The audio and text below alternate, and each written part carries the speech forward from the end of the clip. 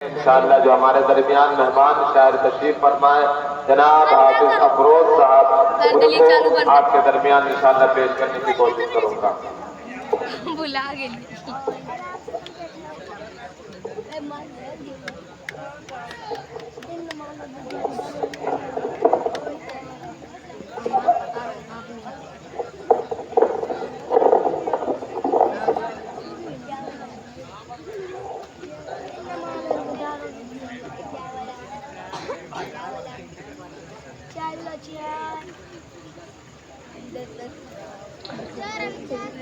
السلام علیکم ورحمۃ اللہ وبرکاتہ۔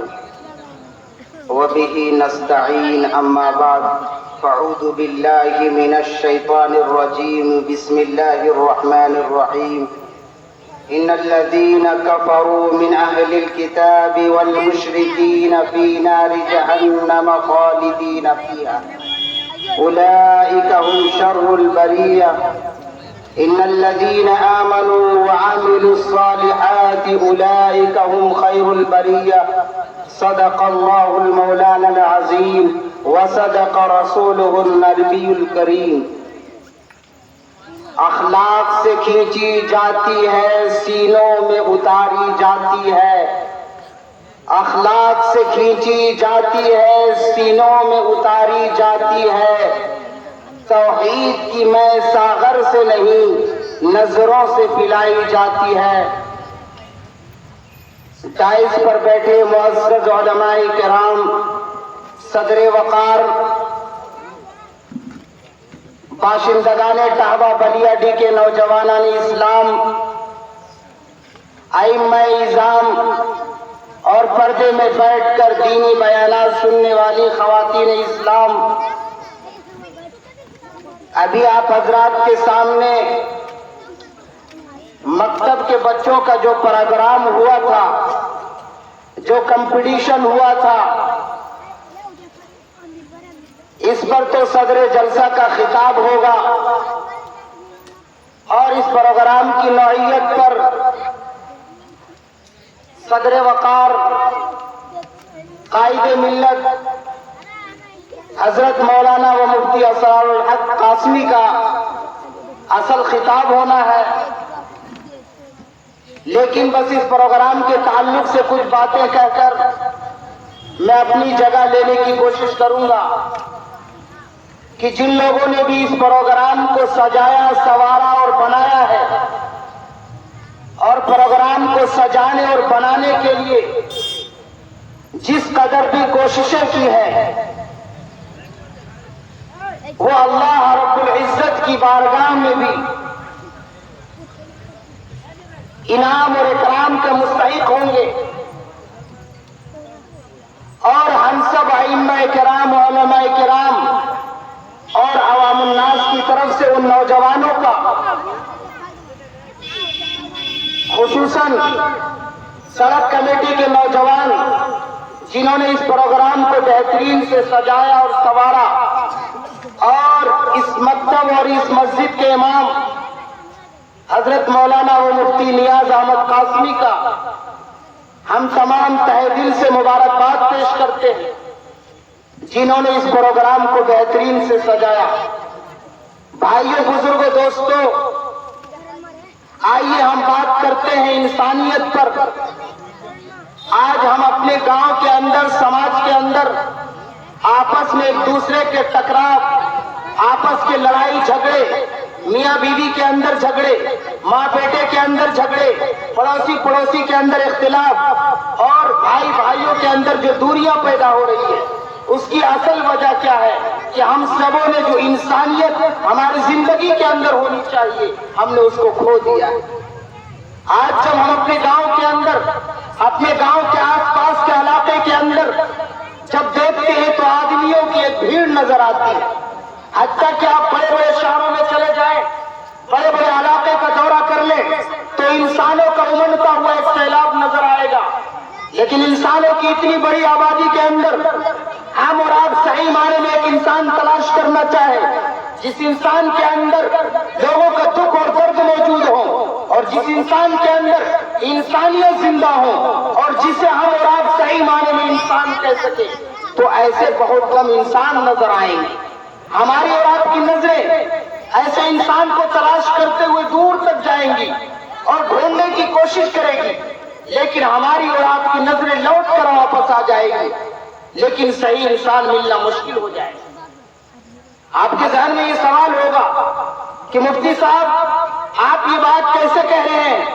یہ بات اگر پرانے زمانے کے لیے کہی جاتی کہ آج تو اچھے خاصے پڑھے لکھے لوگوں کی تعداد ہر گاؤں اور ہر شہر کے اندر موجود ہے، ہر گاؤں کے اندر ڈاکٹر ہے، پروفیسر ہے، انجینئر ہے، کلیکٹر ہے، گریجویٹ ہے، ہر گاؤں کے اندر بڑے بڑے مکانات والے ہیں، بڑے بڑے بینک بیلنس والے ہیں، بڑے بڑے ڈگریوں والے ہیں اور بڑے بڑے اونچے عہدے والے ہیں، یعنی انسانوں کی اچھی خاصی تعداد میں لوگ موجود ہیں، اور آپ کہتے ہیں کہ صحیح معنی میں انسان موجود نہیں ہے۔ یہ بات نو ایکسیپٹیبل ہے، یہ بات مانے جانے کے لائق نہیں ہے۔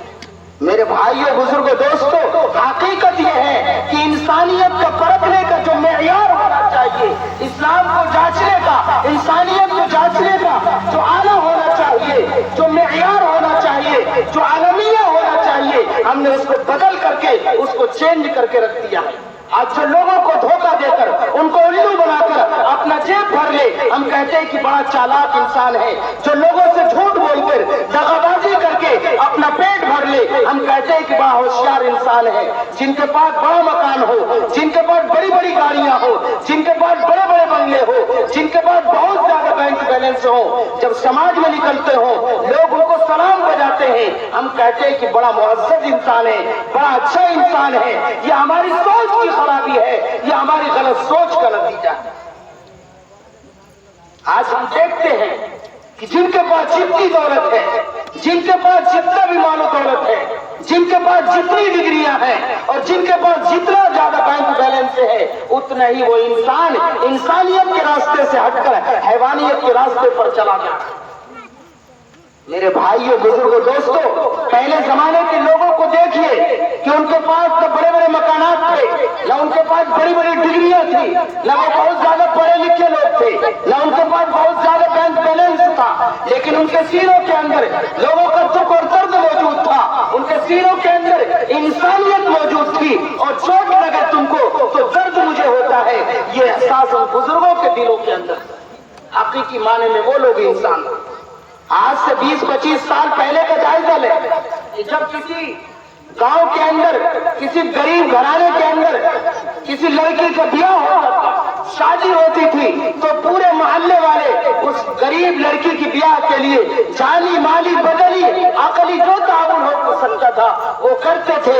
لیکن آج اگر ایک لڑکی ایک گھر کے اندر کسی غریب لڑکی کی شادی ہے تو دوسرا اس کو بہکانے کے چکر میں لگا ہوا ہے، ان کو فریب دینے کے چکر میں لگا ہوا ہے، ان کے دشمنی کے اندر ان کے رشتے کو توڑنے کے چکر میں لگا ہوا ہے۔ لیکن پہلے کیا ہوتا تھا کہ ایک گھر میں شادی ہوتی تھی، پورے محلے والے اس کے فیملی ممبر بن جایا کرتے تھے، اور ایسا معلوم ہوتا تھا کہ یہ پورے سماج کی بیٹی کی شادی ہے۔ اور جب کسی گھر کے اندر کوئی بیمار پڑتا تھا تو محلے والے اس بیمار کے پاس، بیمار شخص کے پاس کوئی سرہانے میں بیٹھ جاتا تھا، کوئی پائتئی میں بیٹھ جاتا تھا، کوئی ان سے دوا دارو کا علاج کرتا تھا اور اس کو پورے جو سہارا دے کر ان کو صحیح کرنے کی کوشش کرتا تھا۔ لیکن آج اگر کوئی بیمار پڑتا ہے، دوسرا پڑوسی اس بات کو دیکھ کر خوش ہوتا ہے اور وہ یہ سمجھتا ہے کہ اس کو کسی کرتوت کی سزا مل رہی ہے۔ یہ ہماری انسانیت کا فقدان ہے۔ لیکن پہلے آج سے 20-25 سال لوگوں کے دلوں کے اندر لوگوں کا درد تھا، آج وہ درد ہمارے اندر موجود نہیں ہے۔ حقیقی معنی میں وہ لوگ انسان تھے، ہم لوگ انسانیت کے راستے پر ہٹ گئے۔ آئیے مثنوی شریف کے حوالے سے ایک مختصر حکایت نقل کرتا ہوں جس کو مولانا رومی رحمت اللہ علیہ نے ذکر کیا ہے۔ مولانا رومی رحمت اللہ علیہ فرماتے ہیں کہ ایک نوجوان دن کی روشنی کے اندر، دن کے اجالے کے اندر اپنے ہاتھ میں چراغ، لائٹ اور روشنی لے کر بازار کے چاروں طرف گھوم رہا تھا۔ किसी शख्स ने पूछा कि नौजवान, इस दिन के उजाले के अंदर, दिन की रोशनी के अंदर लाइट लेकर किसे तलाश कर रहे हो? वो नौजवान कहता है कि मैं दिन की रोशनी के अंदर, दिन के उजाले के अंदर चारों तरफ बाजार में घूम रहा हूँ और मैं इंसान तलाश कर रहा हूँ, मुझे कोई इंसान नहीं नजर आ रहा है। उस सवाल करने वाले उस आदमी ने कहा, यार तुम कैसी बात कर रहे हो? ये पूरा बाजार और पूरी आबादी, पूरी मंडी तो इंसानियत से भरी हुई है, इंसानों से भरी हुई है, और पांव रखने की जगह बाकी नहीं है। ये पूरा मजमा तो इंसानों का भरा हुआ है और तुम्हें कोई इंसान कैसे नजर नहीं आता? तो उस नौजवान ने कहा, ई न मर्दानन ई हा सूरतान मुर्दे नानंद व कुश्ते शाहवतन। ए नौजवान, जिसे तुम इंसान समझ रहे हो, ये इंसानी शक्ल सूरत तो है, लेकिन हकीकत में इंसान नहीं है, ये इंसानी शक्ल सूरत है। मौलाना रूमी रहमतुल्लाह अलैह फरमाते हैं कि आदमियत रहने से हम कोश ले, आदमियत जुज राय दोस्ता। मौलाना रूमी रहमतुल्लाह अलैह फरमाते हैं कि इंसानी साँचे और ढांचे का हो जाना, इंसानी शक्ल सूरत का हो जाना, इंसानी गोश्त मुरक्कब हो जाना, बदन के अंदर इंसानी खून का हो जाना, बदन के अंदर इंसानी रूह का हो जाना, ये सही इंसान होने की दलील नहीं है। बल्कि सही इंसान वो है जिसकी जिंदगी के अंदर अल्लाह को राजी करने वाले अमाल हो, जिनकी जिंदगी के अंदर आखिरत में काम आने वाले अमाल हो, जिनकी जिंदगी के अंदर इंसानियत जिंदा हो, और जिनकी जिंदगी के अंदर बड़ों का एहतराम, छोटों पर शफ़क़त, उलमा और अइम्मा की कदर मौजूद हो, जिनकी जिंदगी के अंदर माँ बाप की खिदमत मौजूद हो, और जिनकी जिंदगी के अंदर बहन बेटियों की इज्जत मौजूद हो, उसकी नामूस मौजूद हो, ऐसा शख्स इंसान। आगे मौलाना रूमी रहमतुल्लाह अलैह बड़े अजीब बात कहते हैं। वो कहते हैं कि अगर जिस्म का इसी शक्ल सूरत का नाम इंसान होता, इसी सूरत का नाम इंसानियत होती, अगर गर्भ सूरत आदमियत इंसान बजे अहमद अबू जहल यस्सा शगेद। मौलाना रूमी रहमतुल्लाह अलैह फरमाते हैं, अगर इंसानियत इसी का नाम होता, अगर इंसान इसी को कहा जाता, जिस्म के इसी शक्ल सूरत का नाम इंसानियत होती, तो मोहम्मद सल्लल्लाहु अलैहि वसल्लम और अबू जहल के दरमियान कोई फर्क न हो, क्योंकि अबू जहल भी इंसानी जिस्म से, इंसानी शक्ल सूरत के थे, वो भी इंसानी साँचे और ढांचे के बने हुए थे। अबू जहल भी, उसके बदन पर भी इंसानी गोश्त था, वो भी इंसानी लोथड़े से बने हुए थे, उसके बदन के अंदर भी इंसानी वाली रूह थी, और मोहम्मद सल्लल्लाहु अलैहि वसल्लम भी इंसानी साँचे और ढांचे के थे। मोहम्मद सल्लल्लाहु अलैहि वसल्लम के बदन पर भी इंसानी खून था, मोहम्मद सल्लल्लाहु अलैहि वसल्लम के बदन में भी इंसानियत वाली रूह थी। लेकिन हर इंसान जानता है कि मोहम्मद सल्लल्लाहु अलैहि वसल्लम का मकाम क्या है, मोहम्मद सल्लल्लाहु अलैहि वसल्लम की अज़मत क्या है, मोहम्मद सल्लल्लाहु अलैहि वसल्लम की हैसियत क्या है, मोहम्मद सल्लल्लाहु अलैहि वसल्लम को अल्लाह ने कितना मकाम अता किया। और अबू जहल कितना कमीना था, कितना घटिया था, इब्लीस का सरदार था, कुफार मक्का का सरदार था, और मुसलमानों को मारने कूटने में और दीन से हटाने के लिए वो सबसे बड़ा गुंडा था। मालूम हुआ कि जिस्म के और इंसानी शक्ल सूरत का नाम इंसान नहीं है। मेरे भाइयों, बड़े बड़े मकान का हो जाना, बड़ी बड़ी गाड़ियों का हो जाना, बहुत ज्यादा बैंक बैलेंस का हो जाना, बहुत ज्यादा जमीन और जायदाद का मालिक हो जाना, ये अच्छा इंसान होने की अलामत नहीं है। अच्छा इंसान वो है जिनकी जिंदगी के अंदर इंसानियत वाले औसाफ हो। अच्छा इंसान वो है जिन्होंने अपनी जिंदगी को अल्लाह के अहकाम के ताबे कर लिया हो। इंसान वो है जिनकी जिंदगी के अंदर बड़ों के एहतराम, उलमा की कदर मौजूद। अगर ये इंसान के अंदर नहीं है, आपस की मोहब्बत नहीं है, एक दूसरे का रिस्पेक्ट और एहतराम नहीं है, तो उसे सही इंसान को कहना बहुत दूर की बात है, उसे इंसान भी कहना गलत है।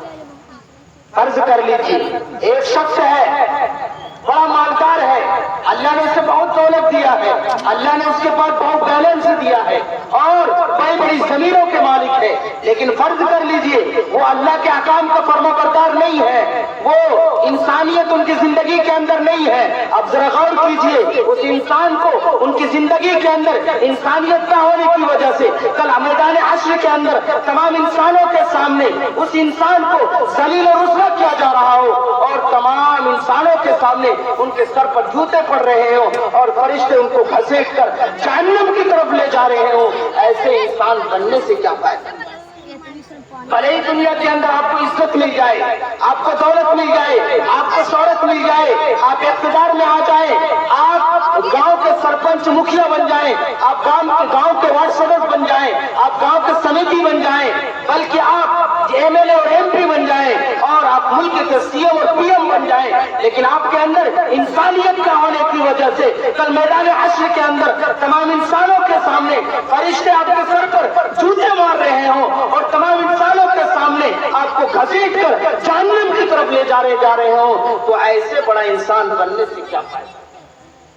मेरे भाइयों, बुजुर्गों, दोस्तों, आइए जानने की कोशिश करते हैं कि हम में से अच्छा इंसान, बेहतर इंसान, बेस्ट इंसान और काबिल तासीर इंसान कौन है और हम में से सबसे घटिया कौन है। अल्लाह कुरान में कहता है 30वें पारे सूरह बय्यिना की आयत नंबर 5 के अंदर फरमाते हैं, इन्नल्लज़ीना कफ़रू मिन अहलिल किताब वल मुशरिकीन फी नारि जहन्नम खालिदीन फीहा उलाइका हुम शर्रुल बरिया। अल्लाह फरमाते हैं वो लोग जो यहूद और नसारा हैं, जिन्होंने अल्लाह का इनकार किया, कुरान का इनकार किया, रसूल का इनकार किया, हदीस का इनकार किया, वो लोग उलाइका हुम शर्रुल बरिया, हुए जमीन पर सबसे घटिया इंसान हैं। आगे अल्लाह फरमाते हैं इन्नल्लज़ीना आमनू व अमिलुस सालिहात, और वो लोग जिन्होंने अल्लाह को माना, रसूल को माना, कुरान को माना, हदीस को माना, नेक अमल किया, बड़ों का एहतराम किया, छोटों पर शफ़क़त किया, उलमा अइम्मा की कदर की, दीनी पेशवाओं की कदर की और माँ बाप की खिदमत की, बहन बेटियों की इज्जत की हिफाजत की। अल्लाह फरमाते हैं उलाइका हुम खैरुल बरिया, रुए जमीन पर यही सबसे बेहतरीन इंसान। मेरे भाइयों, बुजुर्गों, दोस्तों, इंसान को अल्लाह तबारक व तआला ने मिट्टी से बनाया है। ये इंसान मिट्टी का पुतला है। जब ये इंसान अपने आप को इंसानियत के औसाफ पर खड़ा हो जाता है, जब इंसान अपने आप को गुनाहों से पाक कर लेता है, नाफरमानियों से पाक कर लेता है, तो अल्लाह तो आखिरत में उसको जो मकाम देंगे वो तो बात की बात है, इस दुनिया में भी अल्लाह उसको चमका कर दिखा देते हैं। एक बुजुर्ग थे ख्वाजा मुश्किल रहमतुल्लाह अलैह, बहुत बड़े बुजुर्ग गुजरे हैं। उनके बारे में एक वाक़या लिखा है कि दिल्ली की दारुल हुकूमत के अंदर एक बहुत बड़े मुहद्दिस शाह इस्माइल शहीद रहमतुल्लाह अलैह दिल्ली में बुखारी का दर्स दिया करते थे। ये वाक़या सुनाकर ये बताना चाहता हूँ कि इंसानियत क्या है और जिसके अंदर इंसानियत हो अल्लाह के यहाँ उसका क्या मकाम है। अल्लाह दुनिया के अंदर भी उसे बुलंद कर देगा और आखिरत के अंदर जो मकाम मिलेगा वो तो है ही उसको जो मकाम मिलेगा। खैर, बात ये चल रही थी कि मौलाना इस्माइल शहीद रहमतुल्लाह अलैह का दर्स बुखारी का ये दारुल हुकूमत दिल्ली के अंदर चला था। एक नौजवान उनके दर्स के अंदर पहुंचे, हमेशा आया जाएगा। वो नौजवान जिस रास्ते से हजरत के पास दर्स में शरीक होते थे, उस रास्ते के अंदर एक बहुत बड़े मालदार घराने की लड़की का मकाम था। वो नौजवान इंतहाई खूबसूरत था। वो नौजवान जब उस गली से और उस रास्ते से गुजरता, वो लड़की उस छत पर से अपने मकान से झांकती और देखती। उस नौजवान की खूबसूरती को देखकर वो लड़की जब बार बार देखती थी तो उस लड़की का उस खूबसूरत नौजवान से एक तरफा अकेला प्यार हो जाता। वो लड़की सोचती है कि इतना खूबसूरत नौजवान है, कभी रास्ते के अंदर सन्नाटा हो कि मैं उसे अपने दिल की बात कह सकूं। चुनांचे मौके की तलाश में रहती है। एक दिन वो लड़की देखती है कि नौजवान उस रास्ते से आ रहा है। वो छत से देखती है, रास्ता भी सन्नाटा है। वो अपने खादिमा को कहती है कि जाओ उस नौजवान को पहला फुसला कर घर के अंदर लाओ। उसकी खादिमा और नौकरानी जाती है और जाने के बाद उस नौजवान के पास कहती है कि नौजवान, इस घर के अंदर, इस मकान के अंदर एक औरत, बूढ़ी औरत बीमार पड़ रही है, जाकनी के आलम के अंदर है, मौत के हालत के अंदर है। चलो तुम कुछ शिफा का दम कर दो, हो सकता है अल्लाह रब्बुल इज्जत तुम्हारे फूक की वजह से, तुम्हारी दुआ की वजह से सेहत मिल जाए। चुनांचे वो नौजवान, वो सीधा साधा नौजवान, वो बात के घुमा फिराव में नहीं गए, वो उस घर के अंदर दाखिल हो जाते हैं। जो ही घर के अंदर दाखिल होते हैं, खादिमा पीछे से ताला बंद कर देती है। फिर दूसरे दरवाजे के अंदर दाखिल होती, उसको भी बंद कर दिया जाता है। आहिस्ते आहिस्ते उस नौजवान को लेकर एक ऐसे कमरे में पहुंचते हैं जहां वो लड़की जो रोजाना उस नौजवान की खूबसूरती पर कायल थी और रोजाना उसके प्यार में वो पागल हो चुकी थी, वो देखा जाता है कि वो एक खूबसूरत मेज के अंदर फन सवर करके बैठी।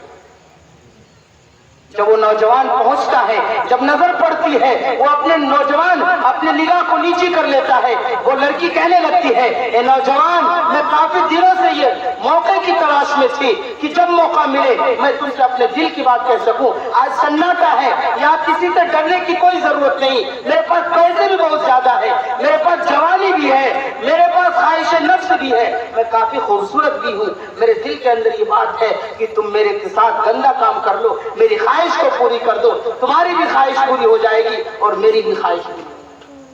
اتنا سننا تھا کہ وہ نوجوان اپنے سر کو جھکاتا ہے اور اللہ سے کہتا ہے، قال انما اشکو بثی وحزنی الی اللہ. وہ اللہ سے فریاد کرتا ہے کہ اللہ، آج تک میں نے کوئی ایسا گناہ نہیں کیا، آج سے مجھے زنا سرزد نہیں ہوئی، اے اللہ مجھے اس گناہ سے بچا لیجیے. میرے بھائیوں، ایسے وقت میں جو اللہ سے لو لگاتا ہے، اللہ اس کے لیے راستے بنا دیتے ہیں. اللہ قرآن کریم کے 21ویں پارے کے اندر فرماتے ہیں، والذین جاہدوا فینا لنہدینہم سبلنا وان اللہ لمع المحسنین. کہ ایسے وقت میں انسان اگر راستہ تلاش کرتا ہے، اللہ اس کو کئی راستے دکھا دیتے ہیں. خیر، وہ نوجوان جب سر کو نیچے کیا، اللہ کے حوالے کیا، تو اللہ نے ایک بات ذہن میں ڈالی. اللہ نے کیا ڈالی؟ وہ نوجوان اس لڑکی سے کہتا ہے کہ ٹھیک ہے، ہم تمہاری بات مان لیتے ہیں، ہم تمہارے ساتھ خواہش پوری کرنے کے لیے تیار ہیں، لیکن پہلے مجھے قضاء حاجت ہے، مجھے بیت الخلا کی جانے کی ضرورت ہے، اس لیے مجھے بیت الخلا پہلے جانے دیا جائے. وہ لڑکی اپنے خادمہ سے کہتی ہے، اس کو بیت الخلا کا راستہ دکھا دو. چنانچہ وہ نوجوان بیت الخلا میں جاتا ہے، اندر سے لاک کر لیتا ہے، کنڈلی لگا لیتا ہے اور لیٹرنگ کرتا ہے، قضاء حاجت کرتا ہے، اور کرنے کے بعد اسی گندگی کو اپنے بال پہ، اپنے کپڑے پر اور اپنے بدن پہ مل لیتا ہے اور باہر آتا ہے. جو اس لڑکی کی نظر اس نوجوان پر پڑتی ہے، اپنے خادمہ سے کہتی ہے، بھگاؤ بھگاؤ اس کو، یہاں سے بھگاؤ، یہ پاگل و مجنون ہے. چنانچہ اس کو دروازے سے باہر کر دیا جاتا ہے. وہ نوجوان جب دروازے سے اور گیٹ سے باہر ہوتا ہے تو ایک ٹھنڈی سانس لیتا ہے اور اللہ کا شکر ادا کرتا ہے کہ اللہ، ایسے مشکل حالات کے اندر آپ نے مجھے میرا معاملہ حل کر دیا، میں آپ کا کافی شکر گزار ہوں. میرے بھائیوں، ذرا غور کریں، ہم اور آپ ہوتے، ہم میں سے اگر کوئی ہوتا، کوئی سزا کا کوئی خوف نہیں تھا، پیسے اور دھن و دولت کا کوئی خوف نہیں تھا، ان کا باپ بھی بڑا مالدار تھا اور سزا اور جیل میں جانے کا کوئی خوف نہ تھا، ہم میں سے اگر کوئی ہوتا تو کیا کرتا؟ موقع ملتا چوکا لگا ڈالتا. لیکن آج جو نوجوان، یہ ہمارا نوجوان اپنے آپ کو گناہ میں ملوث سمجھ لیا ہے. اپنے آپ کو اگر کوئی لڑکی نظر آتی ہے، نہ بہن معلوم ہے کہ وہ میری بہن ہے، یہ رشتوں میں کیا لگتی ہے، یا پھر گناہ کا کوئی خوف نہیں.